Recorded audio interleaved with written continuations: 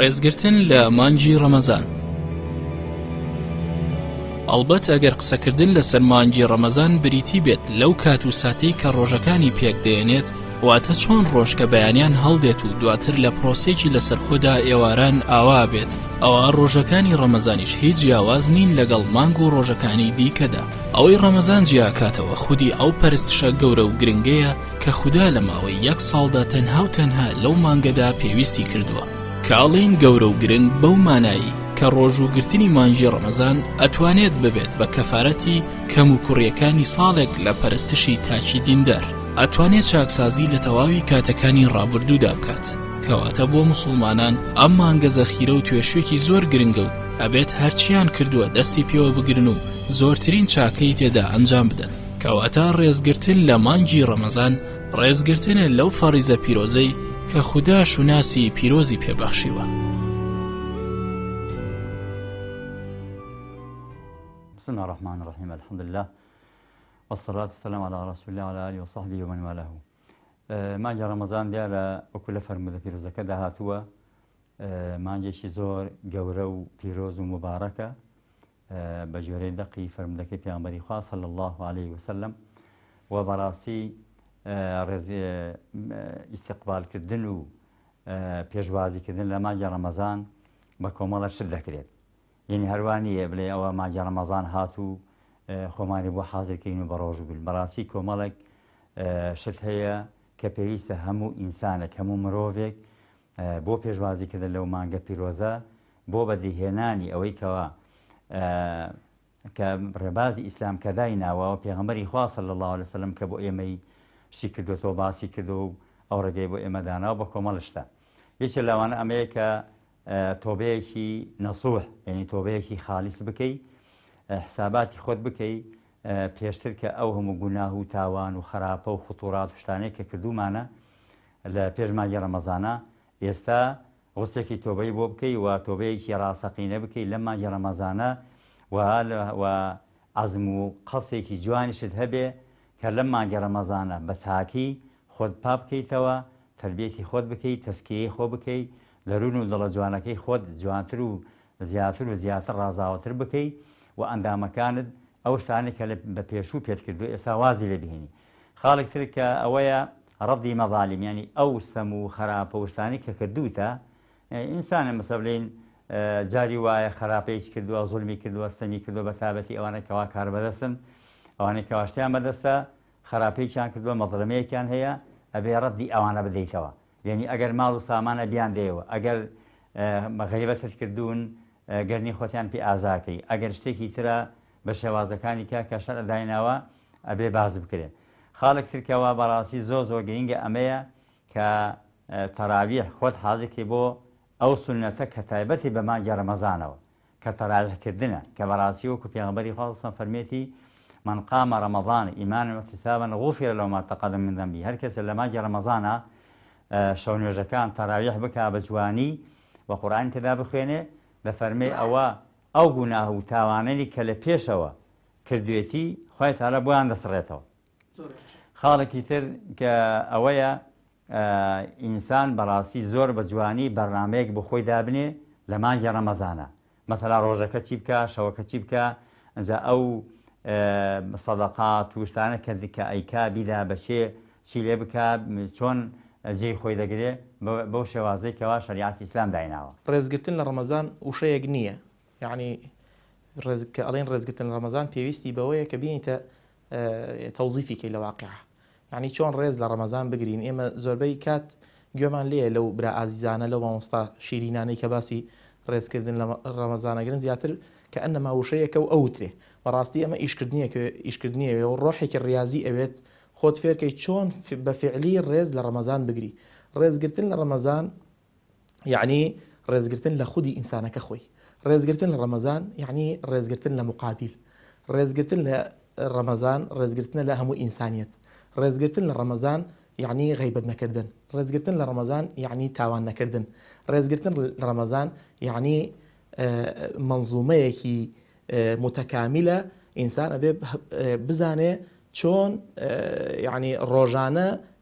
لەگەڵ یا ئەبێت لە ڕەمەزانە. ڕێزگرتن لە ڕەمەزان سەلەفی صالح 6 مانگ پێش ڕەمەزان وەکو ئیبن ڕەجەب ئەیگەڕێتەوە بە ڕەحمەت بێ ئەفەرمێ 6 مانگ پێش ڕەمەزان دوعایان کردووە خوا بیان گەێنێ بە ڕەمەزان مشتاقی ڕەمەزان بوون وەکو چۆن چوون بۆ جومعە چرایان بەدەستەوە بووە فانوسیان بەدەستەوە بۆ چوون بۆ مزگەوت چونکە رسول الله صلی الله عليه وسلم فەرمی هەچ کەسێ بچێ بۆ نوێژی جومعە یەکەم ساعات کە ئەنەما قەڕەبە بەدەنەتەن حەدیثەکەی بوخاری یعنی ئاوا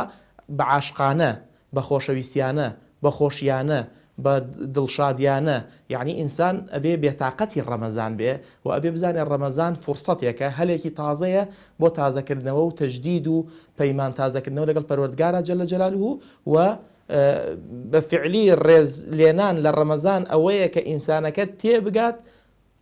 لە ئەحکامی ڕەمەزان ئەو ئەحکامانە نەبەزێنێ ئەو فقه نەبەزێنێ ئەو شەرعی دانراوە ئەو نوێژەی دانراوە ئەو تەراویحە ئەو تەسابیحە ئەو ئەذکارە ئەو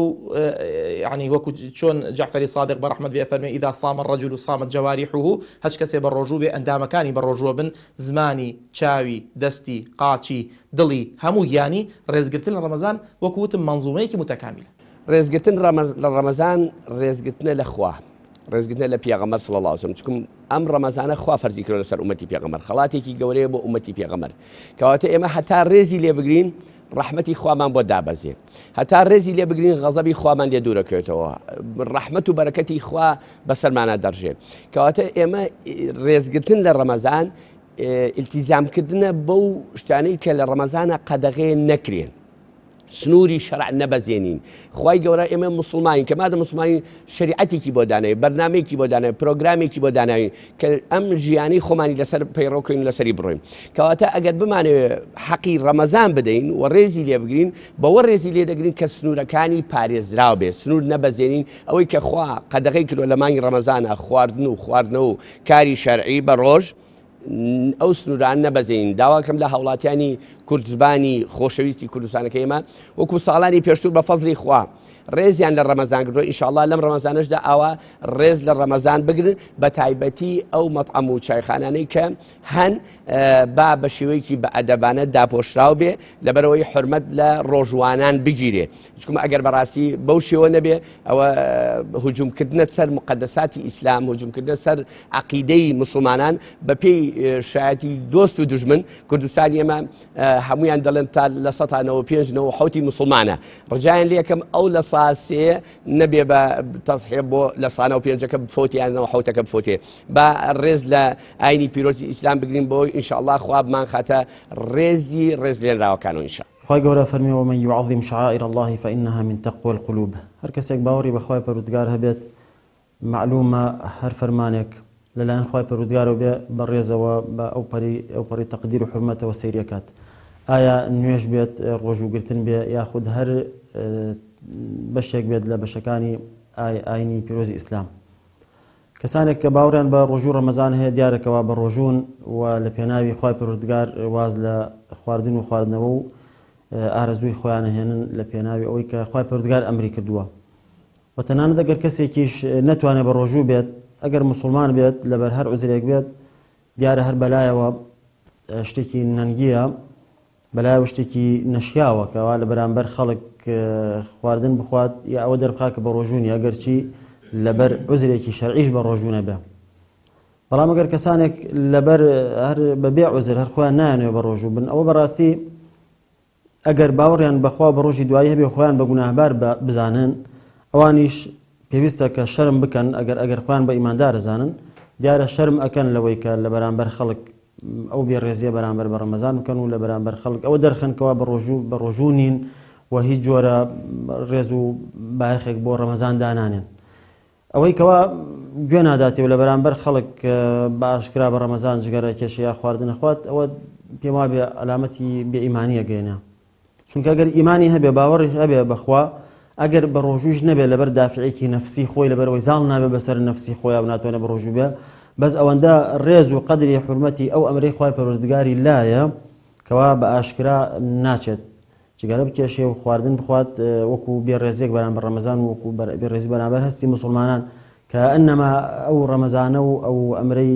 کە ئەوان باوەڕیان پێی هەیە لەسەر ئەساسیەوە بە ڕۆژوون کە ئەنەما ئەو بەلایەوە هیچ نییە بەلایەوە هیچ ڕێزێکی نییە مانگی ڕەمەزان مەراسیمێکی پڕشکۆی سی ڕۆژەیی یان 29 ڕۆژ بە گوێری مانگەکەی لە شەرعی پیرۆزە فەرموویەتی فمن شهد منكم الشهر فليصمه شهر نەفەرمووە سی ڕۆژە 29 ڕۆژە مانگەکانی عەرەبی یا 29 یا سی ڕۆژە ئیتر بە گوێری تەقدیری ئیلاهی چەندە دەرچوو خوای گەورە پەروەردگار دایناوە لەسەر هەموو مسلمانێکی باڵغ و عاقڵ و بە ئاگا و ئەهلی ئیسلام کە ئەو مانگەی بەسەردا هات دەبێ بە ڕۆژوو بێ و ڕێز لە مانگی ڕەمەزانی پیرۆز بگرێ ڕێزەکەی چۆنە خوای گەورە پەروەردگار چەند یاسایەکی داناوە لە مانگی ڕەمەزانی پیرۆزە کە لە بانگی بەیانیەوە دەست ئیمساکە کرێت لەو شتانەی کە خوای گەورە پەروەردگار لە شەرعی پیرۆزی ئیسلامە ئاگادار کراوینەتەوە لێی چ جای ئەوە هیچ حرامەکان لە پێش ڕەمەزان هەر نەکراوە حەڵاڵەکانیشمان لێ قەدەغا ئەکرێ لە دوای بانگی بەیانی تاوەکو بانگی ئێوارە تاوەکو بانگی شێوان لەم مەسافەدا کۆمەڵای یاسایەک ڕوومان تێدەکات لە ڕووی خواردن لە ڕووی ئاو خواردن لە ڕووی نزیک بوونەوە لە خێزان و ئەو شتانەی کە لە شەرعی پیرۆزی ئیسلامە دەبدە مایپ و چەڵبوونەوەی ڕۆژوو جا سەرەکیترین ڕێز بریتە لە ڕێزگرتن لەو یاساخواییە خۆشەویستەکان چۆن لە دنیادا لە یاسا دنیایەکانە مەسەرەن یاسای هاتوچۆ هەیە یاسای کۆمەڵایەتی هەیە هەرکەندێ یاسای تر هەیە هەرج یاسایەک دەست نیشان بکەین وەکو نمونە ئەگەر ئینسان چەندە پابند بێ بەو یاسانەوە هاڵێن ڕێزگرتن لە یاساکانی هاتوچۆ ئەنی هەر شۆفێرێک ئەبینی مەسەرەن کە سێرچەکە بزانێ غرامێناتەوە دەستخۆشی لێ و سوپاسێک کە پابند بۆ بە یاساکانی هاتوچۆ ڕێزگرتنی سەرەکیترین ڕێزیش بۆ مانگی ڕەمەزانی پیرۆز بریتە لەوەی کە بابند بین بە یاساکانی مانگی ڕەمەزانی پیرۆزەوە لەوەی کە شریعەتی پیرۆزی ئیسلام خوای گەورە و پەروەردگار ئێمەی ئاگادار کردوتەوە لە مانگی ڕەمەزانە چۆن بین و بە چ مەرجێک ڕۆژوو دەگیرێ ئەو ڕۆژوە چییە کە لای خوا قبوڵە عمومەن کە بۆمان باسەکرێ یان خۆمان شارەزای الحەمدلله کە دەیخوێنینەوە فێری ئەبین ڕێزگرتن لەو مانگی ڕەمەزانی پیرۆزە بە شێوەیەکی سەرەکی و بە گرنگی ئەوەیە زۆر بە تۆکمەیی ئینشاءالله لە ڕووی مادی و معنەویە و ڕێز لە مانگی ڕەمەزان بگرین وەکو لە فەرموودا واریدە خوای گەورە پەروەردگار پێویستی بەرپرسێتی توێنێتی ئێمە نییە تەنها بەسە گاڵگوشین لە برسا لە حیبەتی برسێتیان نەجوڵین ئەم لە ئەولان نەکەین و قماندماندوو نەکەین بڵین گوایە لە بەرەوەی بە ڕۆژوب نەخێر توانین تێکەڵی بکەین وەکو ڕۆژانی تر بەڵام لە ڕۆحێتێکی بەرزتر لە دەورەیەکین کە زۆر بە حەساسەوە مامەڵاکەین یعنی ئەو فەرمودەی تریش ئەومان پێ دەفەرمێ لە پێغەمبەری خوا صلی الله علیه وسلم فەرمێ ئەگەر یەکێک لەگەڵ ئێوە کەوتە خوا نەخواسە دەمەقاڵێ و ڕادەی شاتەمەهوو یعنی ئیتر قسەی پێوت دەمەقاڵی بوو شەڕی بوو بڵێ ئینی صائمون ئەوە یاسای ئەوە تاو ئەوە ڕێزی ئەو بۆ مانگی ڕەمەزان بەس خودی ڕۆژوەکە ڕێزێکی گەورەیە کە ئینسان لەبەر خاتری مانگی ڕەمەزان ئەو شتانەی کە قەدەغەی لیوان لێ کراوە و خودیان نەکەوین لە حەڵاڵ چه جایەوەی بە حەرەم بە شێوەیەکی سەرەکی ئەو شتانێکی کە حەڵاڵن نزیکیان نەکەوینەوە تاوەکو ئێوارە و لەوێشان موژدە دراوە کە هەر کەسێک وەکو بڵێ هینی خێری زۆر تێدایە حەدیسەکە ئەفەرمێ ئەو کەسە زۆر لە خێردایە کە زوو ڕۆژوەکەی بشکێنێ ئیستیعجال بکە لە ئیفطار و لە ڕۆژوشکاندن و لەویادا ئیتر دیسانەوە ڕێزگرتن لە مانگی ڕەمەزان و شیعاری مانگی ڕەمەزان و شیعارەکانی شریعەتی پیرۆزی ئیسلام ئەوەیە بە گوێ شەرع بکەیت و خۆ تاخیر نەکەی خۆت نەخلافێنی بەشتەوە زوو کە بانگ درا ڕۆی بەدەم مزگەوت و ڕۆژەکەت بشکێنی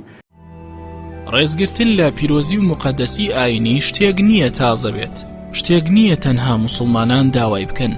بەو مانای تەنها موسڵمانان بڵێن ئەبێت ڕێز لە مقەدەسەکانمان بگیرێت بەڵکو ئەوە سروشتی مرۆڤایەتی داواکات مرۆڤ لەو ساتەوەی هاتووتە سەرزەوی و ویستوێتی ڕێز لەو پرانسیپانە بگرێت کە لە ئاسمانەوە بۆی هاتوونەتە خوارەوە کەواتە بە جۆرێک لە جۆرەکان ڕێزگرتن لە پەرستشە ئاینیەکان واتە ڕێزگرتن لە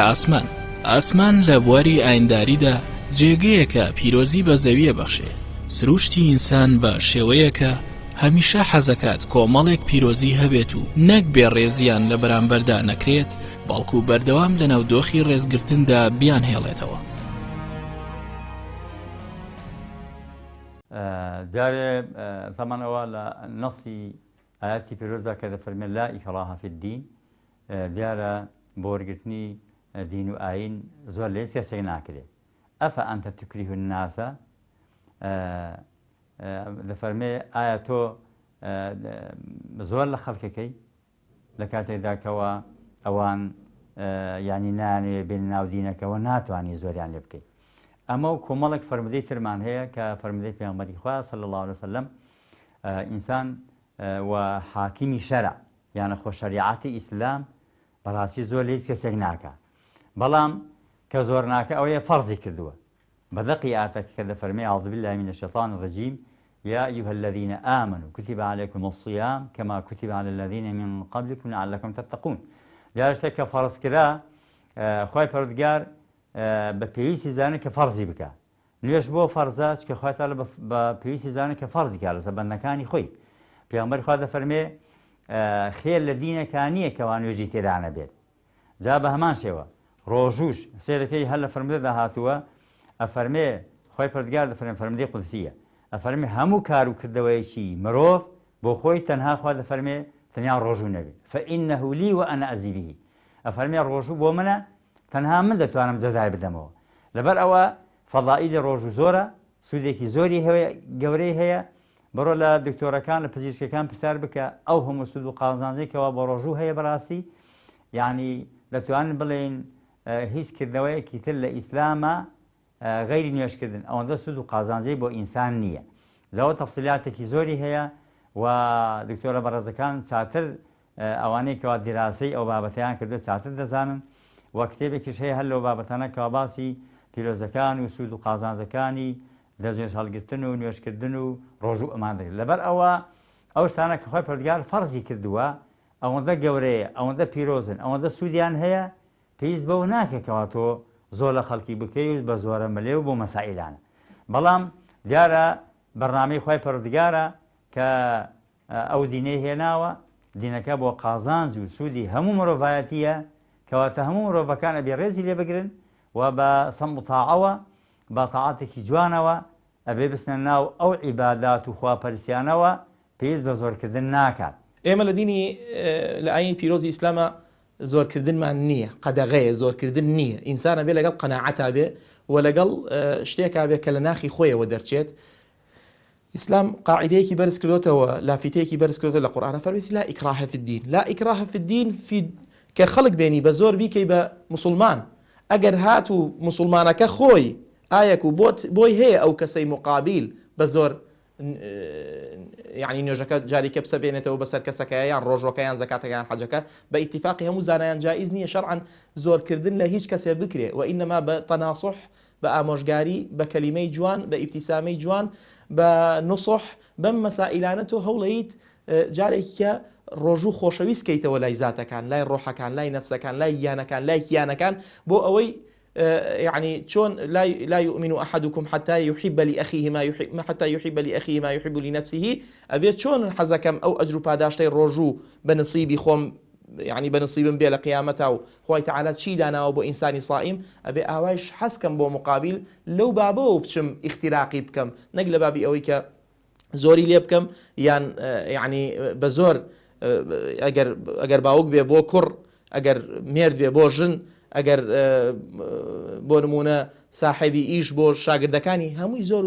ئەم زۆرداری و زۆر کاریە لە ئیسلامان نییە ئەبەدەن و ئینەما ئێمە پێویستە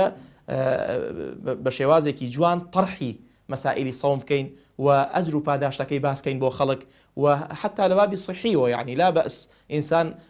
یعنی ئەو تەقاریرانەی کە دەرچووە لای منەظەمەی عالەمی بڵین ئەوەی کە لە بواری سەحایە کە هەمووی بە نووسراوە بۆ ئەم نەخۆشیە ڕۆژوو بۆ ئەم نەخۆشیە چۆنە بۆ ئەو نەخۆشییان چۆنە بۆ ئەوەی هەوڵ بین خەڵکەکان دیسانجاری کە بگەڕێنینەوە و ڕۆژوو خۆشەویستکەین لەلایە خوا گیان بە تایبەتی هیچ پێویستێکی بە عیبادەتی ئەمە نیە. عیبادەتی ئەمە نە لە گەورەی خوا زیادەکە و نەکردنیشی لە گەورەی خوا کەم ناکە، بەعکسەوە ڕەمەزان جێبەجێکردن ئیسفادەی هەیە بۆ خۆمان بۆ سیحەتی خۆمان بۆ ژیانی خۆمان. زانایانی پزیشکی دەفەرمون خوا لێیان ڕازی دەفەرمون هەموو ڕۆژێکی ڕۆژوو دە ڕۆژ سیحەتت دەهاتێ دەڕۆژ سیحەتەدا پێغەمبەری فەرموویەتی بە ڕۆژوو بن بۆ ئینشەڵڵا لەش ساغ بن. ئێمە ڕەمەزان خوا لە مانگێکە لە ساڵێکە مانگێکی فەرز کردووە لەسەرمان بۆ ئەوەیە کە 300 ڕۆژ ئێمە ئینشاءڵڵا تەندروستێکی باش ژیانێکی باش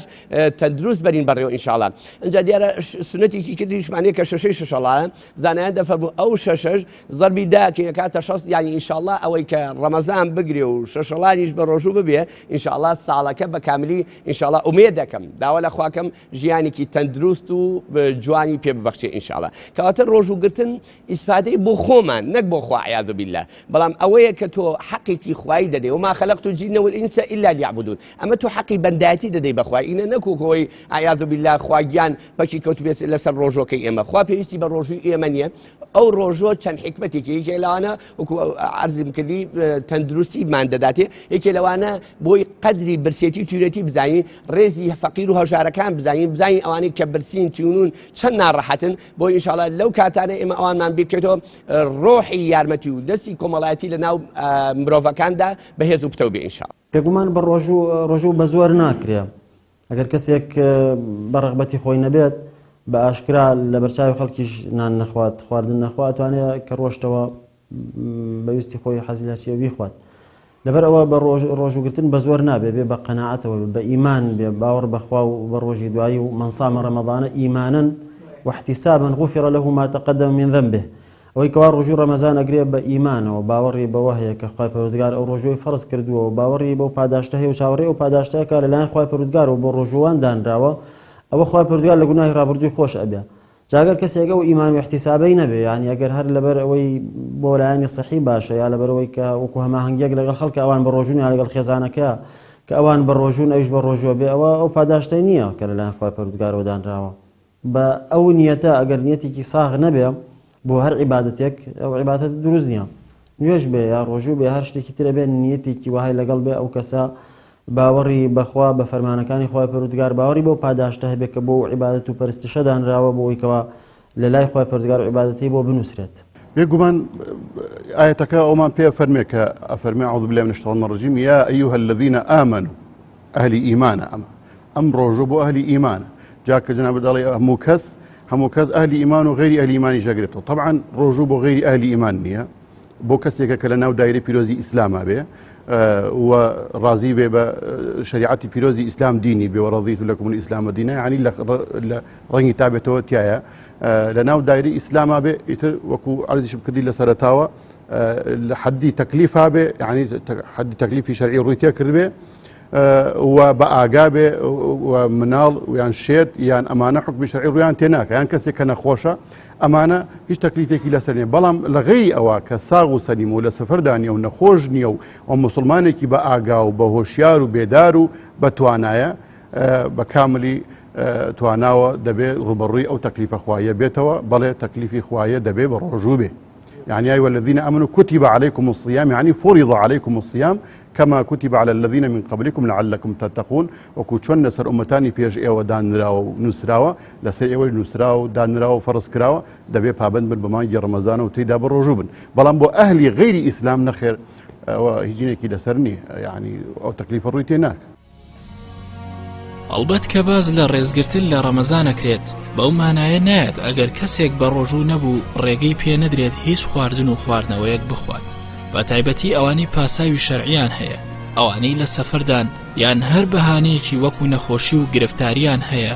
ئەوانە بەکارهێنانی خواردن و خواردنەوەیان یەکسان نییە بەبێ ڕێزیکردن بە ڕەمەزان. ئەوەی کە شەرع تەبانیە لەگەڵیدا ئەوەیە کە بە ئاشکرا ڕێز لە شعوری ڕۆژوانان نەگیرێت، ڕێز لە شعوری زۆرینەی کۆمەلگا کە بە ڕۆژووە یان هاندانی خەڵکی لە شوێنە گشتیەکان بۆ ئەوەی سنووری قەدەغەکانی پەرستشی ڕەمەزان بشکێنرێن.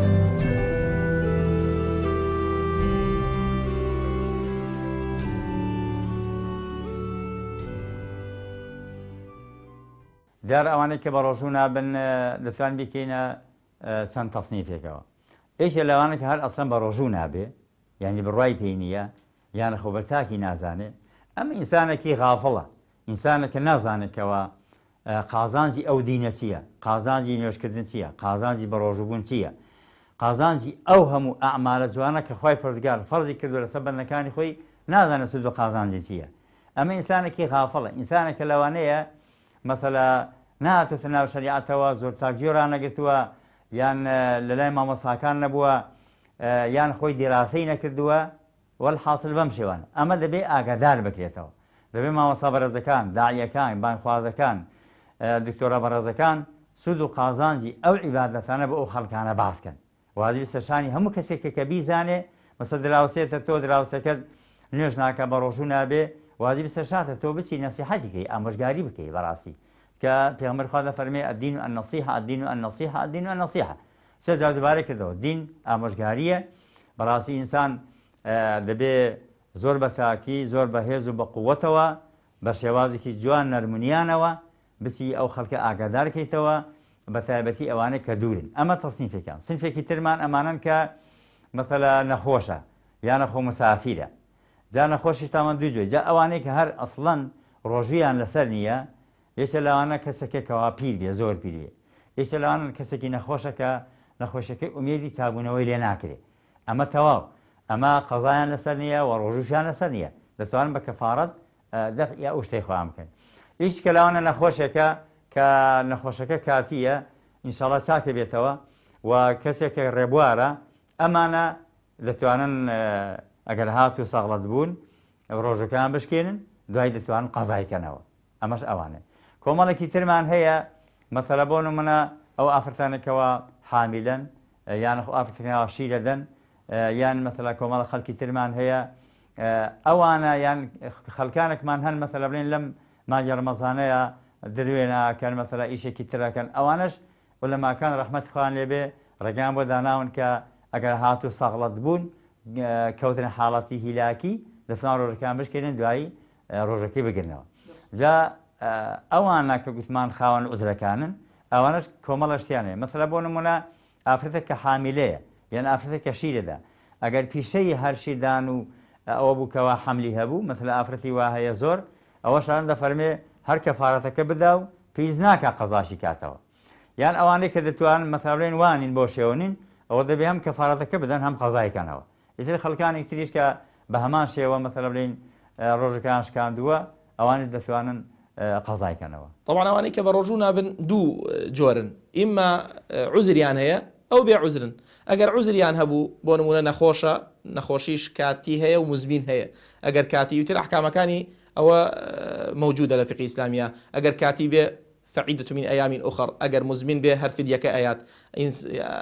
ئەو خانمانەی کە حامیلەن ئەو خانمانەی کە شیر ئەدەن ئەمانە هەمووی کاتین ئەمە ئەصحابی ئەعذاری پێ ئەوترێ ئەمما ئەوانەی کە عوزریان نییە کێشەکە لێرایە يعني رسول الله صلى الله عليه وسلم أفرميت من أفطر وكل بخاري هاتوا من أفطر يوما من رمضان بغير عذر ولا مرض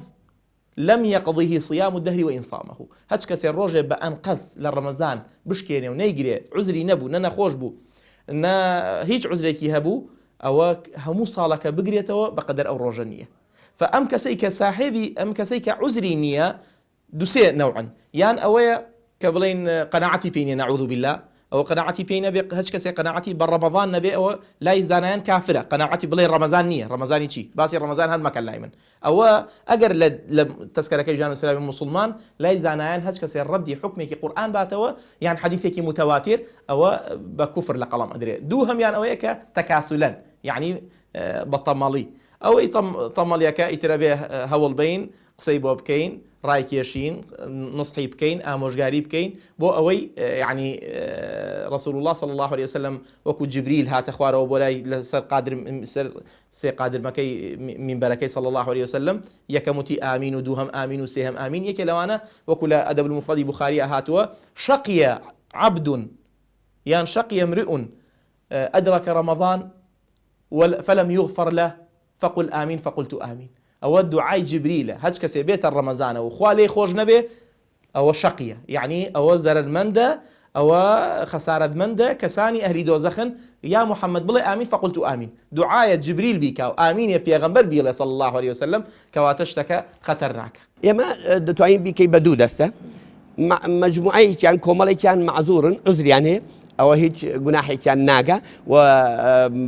پاداشتی ئەوە یا کەفارەتی ئەوە بەدیلی ئەوە خواردنەدەن بە هەژارێک بۆ کولی ڕۆژێ خواردنێکە دەمەژار یاساکانی ئیسلام هەمووی لە خزمەتی هەژارانە لە خزمەتی جووتیارانە لە خزمەتی کرێکارانە لە خزمەتی داما و لە قەومەکان و نەدارەکاندایە هەموو یاساکانی ئیسلام ئەوانەی کە بە تایبەتی ئەحکامی شەرعین یا یاسای عقوباتن یەکێ لەو یاسانە یا یەکێ لەو بەندانە خزمەت بە چینی هەژار و داماوەکان کەواتە ئێمە وەکو لە سەرەتا عەرزم کردی ئێمە بە دوو شێواز ئەوەی کە واجبە لەسەری و توانای هەیە دەبێت ڕۆژوو بگرێت و ئینشاءڵڵا ئەجر و پاداشتێکی گەورە وەرگێ بە پاداشتی بەهەشت ئینشاءڵڵا چونکە پێغەمبەر صلی الله علیه وسلم لە حەدیثی پیرۆز داهاتۆ دەفەرمێ ڕۆژوو ئەجر و پاداشتی دیاری نەکراوە خوا خۆی فەرموویەتی ڕۆژوو بۆ منە و پاداشتەکەشی لا منە یعنی ئەوەندە پاداشتەکەی گەورەیە کەس ناتوانێت سنووری دیاریکە بەس خوای تاکوتەنیا دەتوانێت پاداشتی ڕۆژوان باتەوە کەواتە ئەمە لەلایەنی خواوە تۆ ڕەحمەتی خوا بۆ خۆت دابەزێنی خوا لێت خۆشە بێ خوا دەرەجەت بەرز دەکاتەوە خوا بەهەشتت پێ عەتاکە لە ژیانیشە ئینشاءڵڵا ژیانێکی خۆشت دەدات چونکە تۆ ئیتاعی پەروەردگار و خالق و بەدیهێنەری خۆتت کردووە ئەمەی دووەمیان کە مەعذوورن عوزریان هەیە ئیتر ئایا بەهۆی خوشکێکە لە سوڕی مانگانایە یا مناڵی دەبێ یا مەسەلەن ئینسانێک نەخۆشیێکی بەردەوامی هەیە ئەمانەش ئینشاءڵڵا هیچ گوناحێکیان لەسەر نێ بەڵام ئەوانەی کە بە عەمدی جاري أجر بيتو بعمدي إنكاري رمضان كا أو بيلا دين درجة يعني بلا رمضان فرزني وهيجني وقالتي بيبكا وسكايت بيبكا أو لديني بيدرجة خوا بنامه با بلام أجر وكو أويك بلين ناتوانم يا بوم نيجيريا أما يشتى حكمك أهون ترى باش ترى بلام أوانيك خوانا خواسته كإن شاء الله أميدكم لكردستان اشتوان نبي وبرواش ما أجر بيجبه ببنجكاي دز جبير أو جورا كسان كقالتي قالت بالرمضان يا بمقدسات الإسلام كان أو أنا عقوبيك جورا اللي أمبر ورجار ورجرن شكم إهانة كاب عقيدي مليارك وحوصد مليون مسلمان لسر أرزا وكو الدليل ما في مروف أجر ما في مروف مش مروفين لنا أو مروف أنا جمان دبيتو دبي رز لعقيدة وبيرو بالرأي إما بجرين شكم خوايا كخالقي إما بدي هنري إما أم أرزو أسبانة أو بيدرس كن روزي ما عند دمان جين دمان برينة أزادية وأواني كغير دين كغير مسلمان بلام دبي بأدب سرور نبزينن أو كاتا أجر سروريان برزان أو كاتا دبي تأديب كرين وأمش قريب كرين بخنو سري الراس شكم أمل للايني دينيكو أو إهانة بمقدسات الإسلام للايني أو كخوان دلن بحساب ادعاء أو كان ما في مروف ادعاء إما بمروف نازان كوا إهانة بعقيدة إما كان عقيدة وشريعة باكو بيقدك إما الرز لو أنا قريب بمردويش پیغمبر ما صلی الله علیه و سلم لبر جنازه جولکه هلسا قیامی کلوه کاته امر رز لوانه گرین آنیش حق الرز لا عقیده و بیرو برای اما بگرین ان شاء الله. وی که بروجونا به اگر نخوشه اگر مسافره او خواهی پروردگار رخصتی داوه فمن كان منكم مريضا او على سفر فعدة من ايام اخر اوی که وان نخوشه یا لسفر آیا او اتوانه چند روزی کتر لدوار رمضان بگریت ولا بری او روزانه کنی توانی و بگریت اوی شی که وان نخوشی کی مزمن و هر ناتوانی بگریت أو أبي لباتي أو كناتوانه فدية بدا فدية طعام مسكين لباتي هالروجك خواردني هجارك بدا والله موي كوا وكو خوي كباوري بين بي أو ديار الإيمان شينية كإيمان شينية بيت أو كاتا وكو أحكامي الدنياي تكليف لو كسانا ناكريا وكو بزور بيان ناكريا نوجيا روجيا هالعبادة كتير والله من الآخرة عقابي بإيماني وعقابي أو كردواني شي كوا لجياني دنيا كتيايا كم ترخمبون هموي بيكوا طولان لأسنريت وسزاي هموي بيكوا ورقرن يعني أول شي كوا بيباورا لدنيا تو بزور نيجي بيناكي تروجي بيناكري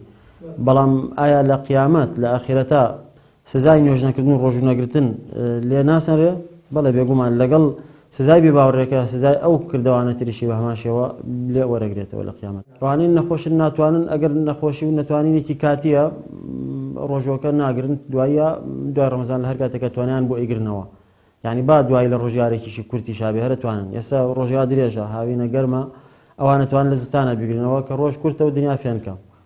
أجر نخوشيكا كاتيا أجر نتوانينكا بهماشي وكاتيا والله أجر بردوامها هميشية نخوشيكي مزمنة كسي الشكل هي بالرجيك وكناتواني بقري يا قرتشيلي يا شاوي بشوازك يا التمني هي كأمانة لشرع لا يرجى شفاؤه ياخذ لا يرجى برؤه أما وميدي ولي ناكري كتشاق بيت وجاري كتبتوانا بروجو بي أما وفي ديك أخوة بودقار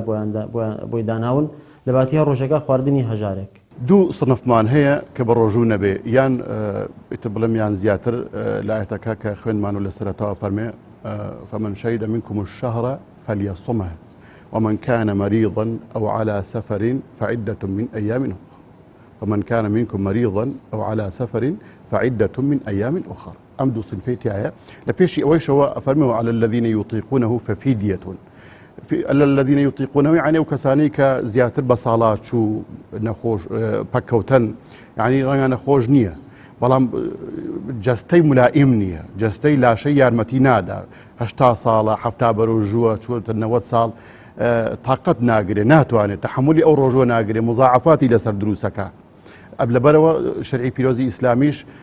لە مەقاصدەکانی ئەوەیە کە ئینسان بپارێزێ ڕۆحی پارێزراو بێ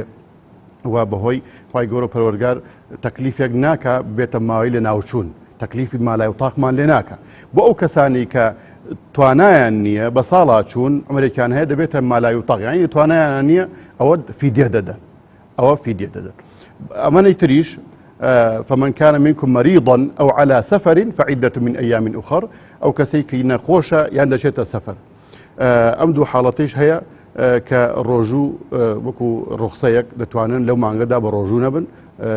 دوایی فعیدة من أيام أخر لروجكاني دوایی دا إن شاء الله كسفرغي كوتايات وقراوتوا يعني الحمد لله كان خوشك شفاي بو هاتوا لدوایی و پیش ویمانی که رمضانی تری بسر بیتو و عمر باقی به إن شاء الله الرجوعي لسر وكو رخصت بيدري لروي شرع والرجوع نبي دوایی او رجوع دقريتوا حالتي كي تريشمانه تايبته بخوشكانوا كهلا ضمني مريضك ريبيتوا لضمني مريضك ياك أو